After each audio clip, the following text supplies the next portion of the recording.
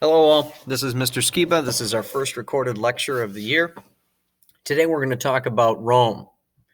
We're going to go through 400 years of Roman history from the start of the empire part of Roman history to the fall of Rome.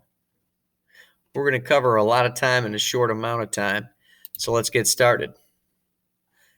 The Roman Empire, when we start referring to Rome as an empire instead of a republic, really begins in 27 BC with Octavian, who's the grandnephew of Julius Caesar. Now remember, Julius Caesar gets killed, and when he dies, he has no sons. And so he adopts his grandnephew, Octavian, to be his heir. When Octavian gets adopted, he takes on the name of Augustus, which means exalted one, and he starts really acting like an emperor. He has Julius Caesar's prestige, he has Julius Caesar's money, and most importantly, he has Julius Caesar's army. He founds a government that's called the Principate, and princeps in Latin, where we get our word prince, really means first citizen. Augustus presents himself as this guy who is just kind of hanging around, putting his rubber stamp on things. Everybody knew who he was, when in reality, he was calling all the shots in Rome. He had the power to do just about whatever he wanted, but he never came out and said, "Hey guys, I'm the emperor. You have to do what I say." He always veiled his power with the idea that he was following the will of the Senate. But really, it was his choice to do pretty much whatever he wanted. Augustus begins what's called the Julio-Claudian dynasty. Julio coming from Julius Caesar, Claudian coming from one of the next emperors, Emperor Claudius. And most of the members of this dynasty were adopted sons, just like Julius Caesar had adopted Augustus. Augustus adopted a man named Tiberius to be his heir. Tiberius, unfortunately, adopted Caligula, and Caligula was a horrible emperor. He was cruel. He was incestuous. He was a rapist. He had appointed his horse to the Roman Senate, and eventually he was killed by his own soldiers. Nero was Caligula's, not his heir, but Caligula's heir was Claudius, who gives the Claudian dynasty its name. Nero was his heir. Nero set part of the city on fire and then ended up committing suicide to avoid being killed by his own soldiers. So the Julio-Claudian dynasty started out very well. They stabilized Rome, but the successors got a little bit power hungry. You know how they say that absolute power corrupts absolutely? That definitely happened to these guys. They lost their minds, they lost touch, and eventually they lost their lives. Nero's death leads to a civil war in which 4 military leaders compete for the title of emperor. The winner is a guy named Vespasian. Vespasian starts a new dynasty called the Flavian dynasty. His son Titus completes the conquest of Jerusalem. If you've ever heard of the Jewish diaspora when the temple was sacked, it's Titus that does that. And he also builds the Colosseum. You've probably heard of the Colosseum. It was called back then the Flavian Amphitheater, after the Flavian dynasty. That was their last name. That's Vespasian and Titus. Here you can see a visual of the sacking of the temple, the Jewish temple at Jerusalem, the Temple of Solomon, carrying the menorah out. Here's another visual of the sacking of Jerusalem. This is the Arch of Titus, which is in Rome. I walked through this last year when I was in Europe. When Roman generals would come back from conquest, they would build these triumphal arches. Basically, they'd build these arches just so they could have a parade under them. The parade would be this huge gathering, kind of like 4th of July. People would line the streets. It was a big celebration of Rome and a celebration of the victorious general. So this is the Arch of Titus, and if you look at the carvings inside the Arch of Titus, there you'll see a Jewish menorah symbolizing their conquest of Jerusalem. And then there's the Colosseum. This is what it looks like today. That was built by Vespasian and then his son Titus. Following the Flavian dynasty, there was a dynasty called the Nerva Antonine dynasty. They were also called the Five Good Emperors. So there were 5 emperors in a row: Nerva, Trajan, Hadrian, Antoninus Pius, and Marcus Aurelius. All 5 of these emperors followed the custom of adopting their heir. They didn't just give it to their natural-born son. They would adopt a smart and ambitious young politician who they thought would make a good emperor. And under these 5 good emperors, Rome grows to its greatest extent. It's under Trajan that the empire encompasses the most territory, is the richest, embarks in the most daring projects of architecture and expansion.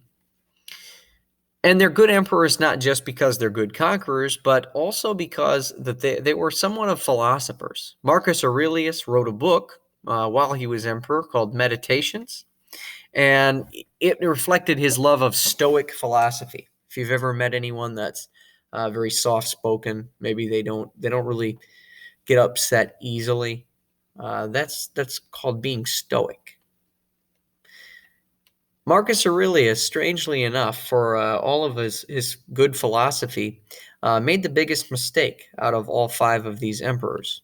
Like I said, they had followed a tradition of adopting a successful politician as their son and heir.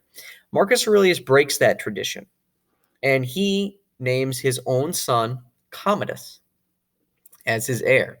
And Commodus was a bad choice. He was self-obsessed. He was self-aggrandizing. He was cruel. This is Commodus over here. You can see him dressed like Hercules, wearing a lion skin. That's a Commodus type of move. If you've ever seen the movie Gladiator with Russell Crowe, Joaquin Phoenix, the evil emperor, that's Commodus. And really, Commodus is seen as the beginning of Rome's decline. Rome's had a good 200-year run, and then at the end of the 100s AD, you have Commodus, and that's when things really start to fall apart. Of course, there is the Antonine Plague. In the middle of this period of the 5 good emperors, there is a plague. It was either smallpox or measles, and it kills about 5 million people. Now, we're talking about 146 AD. 5 million people is 25% of the Roman population. It also kills a good portion of the army. The army are living in barracks. They're close together. It's easy for a disease to spread. And the emperor himself falls victim to the plague, Antoninus Pius. Now, the death toll means that the economy is weaker. Obviously, there's fewer buyers and sellers if that many people die, and a weaker military as well. So Rome does hit a snag in the middle of this 5 good emperor reign with this Antonine Plague. However, the real problems come in the 200s. It's called the crisis of the 3rd century. And the crisis of the 3rd century is a number of things that come together to really give Rome trouble. Now, Commodus is the first of the bad emperors of the 3rd century. But a series of bad emperors follow Commodus throughout the 3rd century. Many of them are deposed, they're killed, they're overthrown, and then you have several different generals usually popping up saying, well, I'm emperor, I'm emperor, I'm emperor. It's tough to keep the government flowing at a good pace because there's so many people competing for the job and really competing for the title, not the job. On top of that, there's a major external threat. Tribes from Germany, like the Visigoths and the Vandals. Did you know Vandals were a real tribe? It's not just somebody that breaks stuff. They invade across the Roman border, in part because they don't have any food, and so they come in searching for food and searching for wealth. And the Roman army, which has been devastated by men competing for the title of emperor. So there have been many civil wars. There was the Antonine Plague. The army is not as strong as it had been, and so Rome can't fight off these Germanic tribes. Because the army has been decimated, Rome hires mercenaries. They hire other Germanic tribes. They basically say, hey, why don't you stop invading and work for us instead?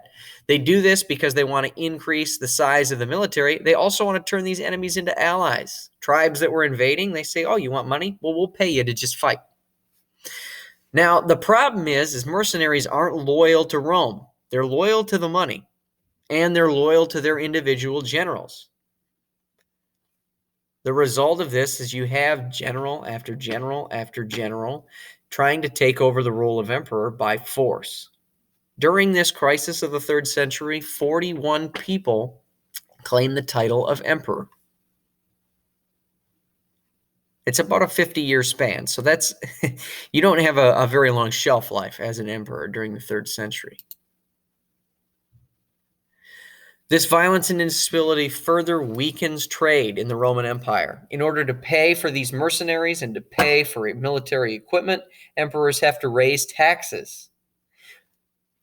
Not only that, but because Rome is succumbing to some invasions, less people feel safe to trade. Less people feel safe to invest. Less people feel safe spending. They keep their money under their mattress. You've heard of this before. And not only that, but because Rome is now fighting defensive wars, they're not conquering territory, there's less wealth coming in. Poor urban people who can't find a job in the city begin to leave the city, and they move to rural areas where they can work as peasant farmers under rich landowners. What did rich landowners have that a city didn't have? Protection. If the city fell, they would probably die at the hands of the conquering Germanic tribes. But if they worked for a rich landowner, that landowner might have a private army that could keep them safe. So you actually have what's called reverse urbanization, people moving away from cities to the country, mostly for protection.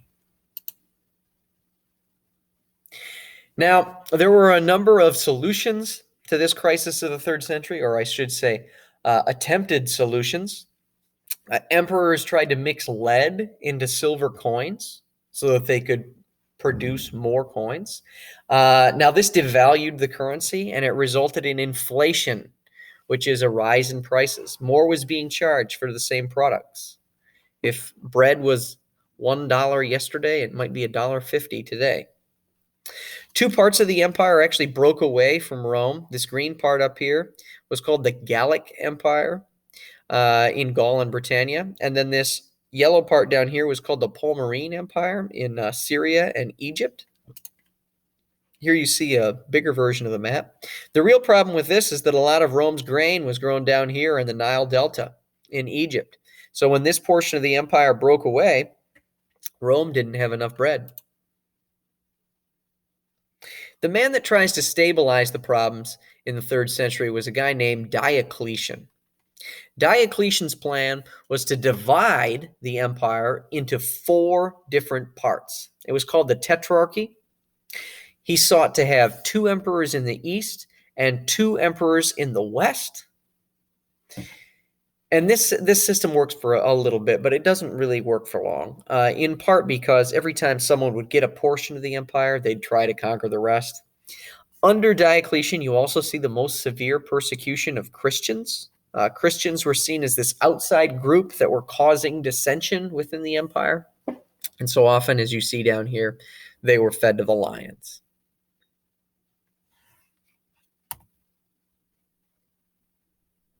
Yep. Here you see Christians being burned on the cross and fed to the lions. And here's a map of how Diocletian divided the empire. He was based here in Nicomedia in Turkey. The co-emperor was Maximian. He was based up in here in what is now Milan. And then each emperor had like a junior emperor. Galerius was Diocletian's junior emperor, and Constantius was Maximian's junior emperor. So there were 4 men that could call themselves emperor. The idea was that if you split up who was in charge of this empire, it would be easier to control such a large swath of territory. Now, Constantius, who was Maximian's junior emperor in the West, had a son named Constantine. And Constantine was a guy that reconquered the entirety of the old Roman Empire. But he also moved the capital. He said Rome is too far west, and the real center of power should be in the east. So he moved the capital to a place called Byzantium. He renamed it after himself, Smooth, and called it Constantinople. But his empire didn't stay together for very long. Once again, it split between east and west pretty quickly. One of Constantine's major moves was that he legalized Christianity. He ended persecutions of Christians, and he actually converted to Christianity himself. It was only about 60 years after Constantine that Emperor Theodosius made Christianity the only religion in the empire. So it goes from being a crime to being the official religion of the empire in about 70 years. Now, this doesn't really fix some of the problems that Rome had been having. There still are no new conquests of land. Emperors are reconquering old parts of the empire, but they're not conquering any new territory. And that means no money for plunder. And that means that it's tough to pay the mercenaries what they were promised. So often, some of these Germanic soldiers that the Romans had been paying to be mercenaries stood up and started to fight Rome itself because they weren't being paid. They said, well, if you're not going to pay us, we're going to fight you for our money. In addition to that, a new threat emerged from the east, the Huns under Attila the Hun, and essentially Attila moved in from the east and displaced the Germanic tribes in Europe down further into the Roman Empire. And here you see some of these Gallic tribes attacking what is the city of Rome. And a little bit of foreshadowing. Eventually, Alaric, a Germanic chieftain, topples the city of Rome in 410. He conquers the city of Rome and sacks it.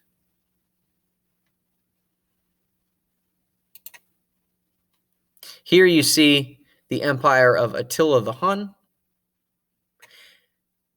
And you have to imagine that this area was full of people. And as the Huns moved in from the east, the people that did live here have nowhere to go but into the Roman Empire.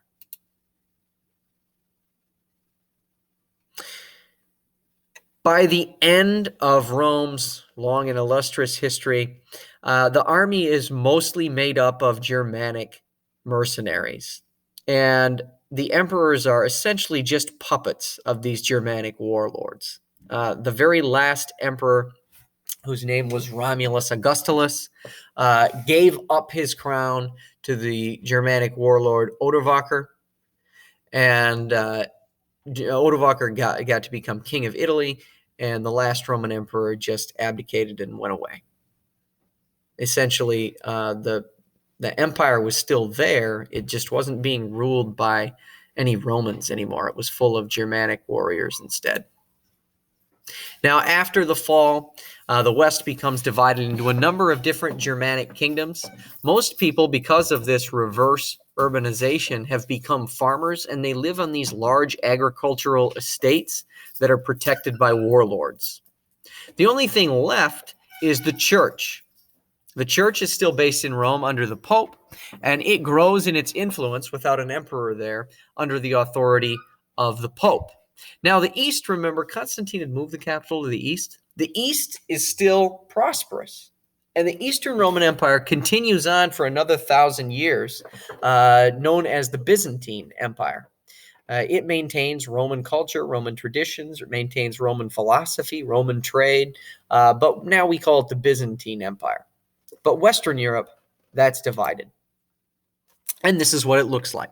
Over here, you still have the Eastern Empire, but Western Europe, what had once all been one Roman Empire, is broken up. You have the Vandals, you have Odovacar in Italy, you have the Ostrogoths, you have the Burundians, you have the Visigoths.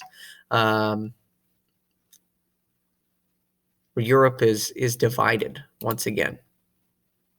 And here's another map. And that's it. With that, Rome is gone. In 1 week, we have made Rome rise. We have made Rome fall.